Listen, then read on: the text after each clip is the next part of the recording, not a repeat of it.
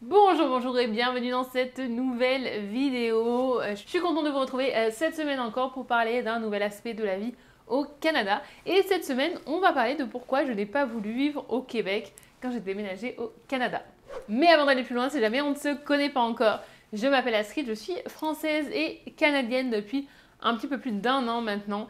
J'ai grandi dans un petit village dans le sud-est de la France, en Ardèche, et je vis à Toronto, au Canada, depuis 2014. J'ai aussi un blog où vous pouvez retrouver plein d'informations sur le Canada, que vous soyez intéressé par l'immigration comme moi ou que vous ayez prévu des vacances pour nous rendre visite. Vous pouvez aussi bien sûr me retrouver sur Instagram où je poste au quotidien la vie en français à Toronto. Vous pouvez aussi vous inscrire à la newsletter pour être tenu au courant des prochains événements et prochains ateliers. Honnêtement, depuis que je suis arrivée au Canada, donc ça fera 10 ans cet été, c'est une question qui revient régulièrement. Encore la semaine dernière, on m'a demandé pourquoi tu n'as pas choisi d'aller vivre au Québec. Alors dans cette vidéo, je vais vous partager les raisons de base et celles qui sont venues s'ajouter après en étant déjà ici et en apprenant un petit peu plus sur la vie au Canada. Des choses qui m'ont confirmé pourquoi j'avais bien fait de choisir de vivre hors du Québec. Alors ma raison numéro 1, je pense que ça ne va pas vous surprendre, c'est pas un secret puisque j'en ai déjà parlé plein de fois, c'est que mon objectif premier en partant vivre à l'étranger, c'était d'apprendre l'anglais. Je venais seulement pour un an à la base, donc il fallait vraiment optimiser mon temps sur place et me jeter dans le grand bain.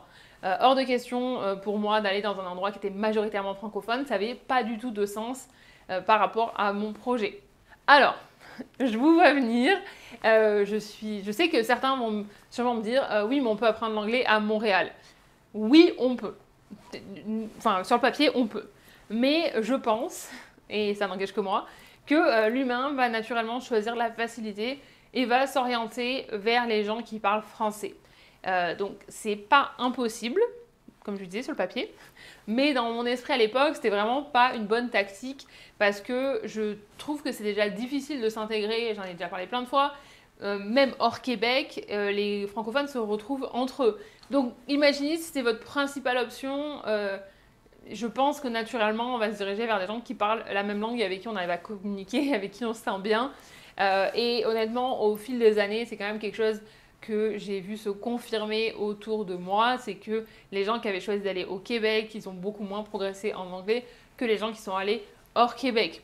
Alors, encore une fois, il y a des exceptions, mais on est sûrement quand même sur du 90-10. Donc c'est quand même, le risque était trop grand pour moi. Est-ce que je viens juste de réaliser que les lumières n'étaient pas allumées derrière moi? Oui. Donc faites comme si vous n'avez rien vu et comme si je venais pas de rajouter des lumières derrière. Merci. Ce que je voulais vous dire, c'est qu'en tout cas pour moi à l'époque, le risque était trop important pour une année ici. Je voulais vraiment optimiser mes chances. Ensuite, on passe à la seconde raison et celle-ci risque peut-être de vous surprendre, mais j'avais vraiment l'envie d'être dans un endroit où je ne connaissais absolument personne. Voilà, je partais de zéro et à l'époque j'avais des copains qui étaient à Montréal, donc c'était une raison de plus en fait dans les contres. C'était vraiment une raison pour moi d'éviter Montréal et je voulais un lieu qui était neutre, où j'avais tout à découvrir pour la première fois par moi-même, sans être influencée par les gens qui étaient déjà passés avant moi, sans être influencée par les gens que je connaissais qui vivaient déjà sur place, parce que je sais que j'allais adopter aussi leurs habitudes. En tout cas, je pense que naturellement, j'allais graviter autour d'eux et peut-être être intégrée à leur cercle et tout ça. Et je voulais vraiment une opportunité de repartir à zéro. J'avais vraiment ce besoin, en fait, de repartir à zéro, de me découvrir sans qu'il y ait personne de mon passé qui puisse me rappeler, en fait, qui j'étais ou qui est, je n'ai pas envie de dire le pouvoir, mais en tout cas qui est la possibilité de m'influencer dans cette nouvelle vie. Et des années plus tard, je peux vous confirmer que j'ai fait le bon choix parce que j'ai vraiment pu, sans être dramatique du tout, étendre mes ailes pour devenir qui je voulais être sans avoir à m'inquiéter du regard des autres. Ensuite, la troisième raison, c'est les différences culturelles. Alors évidemment, le Québec a sa propre culture et c'est dépaysant aussi, mais sur plusieurs points, je trouve que ça se rapproche quand même assez de la culture en Europe par rapport à la vie à Toronto. J'avais vraiment envie d'une grosse différence culturelle, j'avais envie d'un gros changement et aussi d'un style de vie à l'américaine. Et Toronto, c'est vraiment la ville la plus américaine du Canada. Donc le choix, en fait, c'était un petit peu évident pour moi quand j'ai fait toute cette liste. Ça me semblait évident que c'était à Toronto que j'allais déménager. Et puis encore une fois, rappelez-vous qu'à la base, c'était que pour 1 an. Donc, j'avais pas vu ça sur le long terme. Je pensais pas que 10 ans plus tard, j'y serais encore. Mais ce qui amène la question que vous posez sûrement, c'est que j'aurais pu y déménager après, comme beaucoup de gens autour de moi l'ont fait. Honnêtement, depuis que je suis à Toronto, j'ai vu des dizaines et des dizaines de gens quitter Toronto pour aller vivre au Québec. Mais justement, à ce moment-là, moi, j'ai d'autres choses qui sont rajoutées sur ma liste par rapport à mon expérience ici qui font que j'ai pas envie, en fait, en tout cas, ça n'a jamais été dans mes projets d'aller vivre au Québec ou à Montréal en particulier. J'en ai parlé plusieurs fois, d'ailleurs, probablement dans ma vidéo où je vous parlais des 10 choses à savoir avant de choisir entre Montréal et Toronto, c'est qu'il y a beaucoup plus d'opportunités hors Québec en tant que francophone.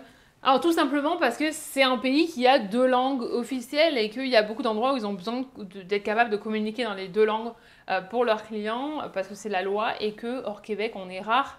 Donc j'ai envie de vous dire on est plus précieux. Bon, ça sera un petit peu prétentieux, mais voilà, ce que je veux dire c'est que comme on est moins nombreux, il y a moins de concurrence et il y a plus d'opportunités. Donc c'est aussi une chose qui fait que je reste en Ontario. Et je n'avais pas envie de dire forcément en dehors du Québec, mais en tout cas là où je suis bien.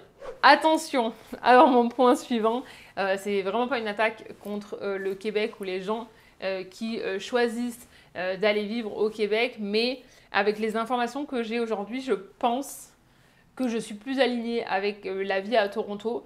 J'aime vraiment le fait de vivre dans une grande ville, les opportunités professionnelles, parce qu'à Toronto, il y a les plus gros sièges sociaux du Canada. Et j'aime aussi le fait de pouvoir améliorer mon anglais. Aujourd'hui, je parle couramment. Ça me permet de me connecter avec encore plus de gens, puisque maintenant, je peux communiquer dans 3 langues différentes. Donc, c'est quand même génial. Et voilà, l'anglais, maintenant, c'est devenu... Enfin, je le parle aussi naturellement que je parle mon français. Et on partait de très loin. Et même, je me surprends souvent à vouloir prendre mes notes ou à vouloir écrire des choses en anglais avant de le faire en français. Donc c'est pour vous dire à quel point l'anglais est devenu vraiment comme une seconde nature. Et j'aime aussi le gros mélange culturel qu'on peut trouver à Toronto et de pouvoir connecter avec des gens qui viennent de partout dans le monde. Alors je suis consciente que c'est pas partout au Canada et d'ailleurs je voudrais faire une vidéo dans les prochaines semaines pour expliquer que Toronto ne représente pas le Canada. Souvent on identifie la ville comme le Canada ou en tout cas la multiculturalité. Mot très difficile à dire. La multiculturalité de Toronto, on la confond souvent avec le Canada de manière générale. Mais en fait, c'est pas partout au Canada qu'il y a autant de diversité et qu'il y a autant de bien vivre ensemble, j'ai envie de vous dire. Donc, c'est quelque chose que j'apprécie énormément ici et dont je vous reparlerai plus en détail dans les prochaines semaines. Ensuite, par rapport à ma propre expérience et les retours que j'ai pu avoir autour de moi, les Français se mélangent beaucoup moins au Québec qu'en dehors et ça c'est quelque chose qui me dérange un petit peu parce que comme on en a souvent parlé, j'aime beaucoup avoir des gens du monde entier autour de moi, j'aime beaucoup avoir cette curiosité, ce mélange qu'on peut avoir. Si jamais c'est la première vidéo sur laquelle vous tombez, mon copain est jamaïcain, il a grandi au Canada, mais il a du coup cette double culture. Moi, je suis française, comme vous savez, et je suis ici depuis 10 ans. Donc on a vraiment un mélange, mais c'est autour de nous aussi. On a des gens qui viennent de partout. Et j'aime beaucoup ça et j'avoue que je ne serais pas prête aujourd'hui à le sacrifier pour aller vivre au Québec, par exemple. Voilà. Et pour revenir à mon point principal où je vous disais que de ce que j'ai pu voir, les Français se mélangent beaucoup moins au Québec, c'est en fait parce qu'ils sont aussi beaucoup plus nombreux, donc ils ont beaucoup plus d'opportunités de se rencontrer, alors qu'à Toronto, même si on est maintenant plus nombreux que ce qu'on était quand moi je suis arrivée, il n'y a pas autant de Français, donc si jamais on veut avoir des amis, on est obligé en fait d'étendre nos recherches et de sortir un petit peu de notre communauté. Et c'est quelque chose qui fait aussi que je suis vraiment contente d'avoir choisi Toronto parce que à l'époque c'est pas des questions que je me posais parce que je me rendais pas compte en fait je me rendais pas compte des possibilités, je savais pas que ça existait, je savais pas tout ça, donc c'est vrai que ça, c'est des choses que maintenant je l'apprécie après, mais j'aurais pas forcément été capable de vous dire ça si vous m'aviez posé la question il y a 10 ans. Et alors là, je vais prendre l'exemple de Montréal, mais je vous dirais que même en ayant visité la ville à plusieurs reprises, j'ai jamais eu de coup de cœur pour Montréal. J'ai entendu plusieurs personnes qui y sont allées et vraiment ça a été une transformation. C'était Montréal, ça me plaît beaucoup plus, je m'y sens mieux. Moi, j'ai jamais eu ce sentiment de je suis comme chez moi, comme j'ai pu l'avoir assez rapidement à Toronto. Donc c'est pour ça aussi que ça n'a jamais été vraiment une question qui s'est posée pour moi, puisque c'était évident que si je devais choisir entre les deux villes, c'était à Toronto que j'allais être. Et voilà, on arrive à la fin de cette vidéo. J'espère que ça vous aura apporté quelques réponses, que ça vous aidera peut-être aussi à faire votre choix si vous êtes en train de décider d'aller vivre entre le Québec ou en dehors du Québec. Je vous renvoie d'ailleurs vers la vidéo où je vous parle des 11 choses, ou c'est 10 choses, je ne sais plus, 11 choses, plusieurs choses à savoir avant de choisir entre Toronto et Montréal. Il y a aussi l'article sur le blog en complément, donc vous pouvez vraiment avoir plusieurs points qui sont importants à considérer si jamais vous devez choisir entre Montréal et Toronto. Et d'ailleurs, je pense que avant de clôturer, je pourrais même rajouter que j'aime aussi le fait que la communauté elle est plus petite ici, la communauté francophone, et que ça nous apporte un petit sentiment en fait spécial en étant francophone ici, parce qu'on est en minorité et qu'il y a une certaine solidarité entre nous que j'ai pas eu l'impression de retrouver dans tous les échanges que j'ai pu avoir par rapport au Québec. Donc voilà, je sais pas, c'est quelque chose je trouve d'assez spécial entre nous, entre francophones. Et aussi, j'insiste vraiment sur le mot francophone, parce que c'est vraiment pas qu'entre français, c'est que entre francophones de tous les pays qui parlent français, on arrive vraiment à connecter et à s'entraider, je trouve. Ou alors peut-être que c'est aussi dans la position où je suis, où j'ai accès à tellement de... Enfin, je peux parler avec tellement de gens. C'est ce que je souligne d'ailleurs souvent, c'est que je parle pas seulement à des Français, que ma communauté, c'est pas que des Français, c'est des francophones, et que vous venez du monde entier. Et je trouve ça, pour moi, personnellement, c'est hyper enrichissant.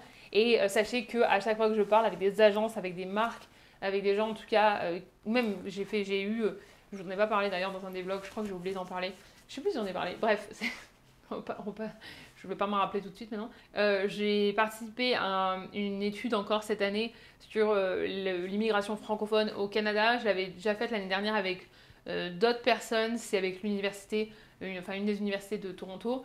Et je mets toujours bien en avant le fait que j'ai vraiment une communauté qui est plurielle et qui n'est pas seulement française. Et voilà, c'est un truc pour vous dire que je suis hyper reconnaissante que grâce à la langue, on puisse se connecter, et le fait qu'on soit aussi beaucoup moins nombreux en fait en Ontario, en tout cas hors Québec, à partager nos expériences sur les réseaux sociaux. C'est vrai que ça nous permet en fait de se connecter vraiment avec plein de gens, parce que dès qu'ils trouvent quelqu'un en français, même si on vient pas du même pays, on arrive à partager et à communiquer dans notre langue. Bref, c'était une intro qui était beaucoup plus longue que ce que j'avais prévu, mais n'hésitez pas, si vous avez des questions, à les poser dans les commentaires. Je vous remercie d'avoir passé ce moment avec moi. C'est vraiment toujours un plaisir d'allumer ma caméra et de pouvoir papoter avec vous. Je vous rappelle que si ce type de contenu vous plaît et que vous voulez soutenir ma chaîne, vous pouvez vous abonner, vous pouvez partager ce contenu autour de vous, et vous pouvez bien sûr me retrouver sur Instagram. Je vous souhaite une excellente journée, une excellente soirée ou une excellente nuit, où que vous soyez dans le monde, et je vous dis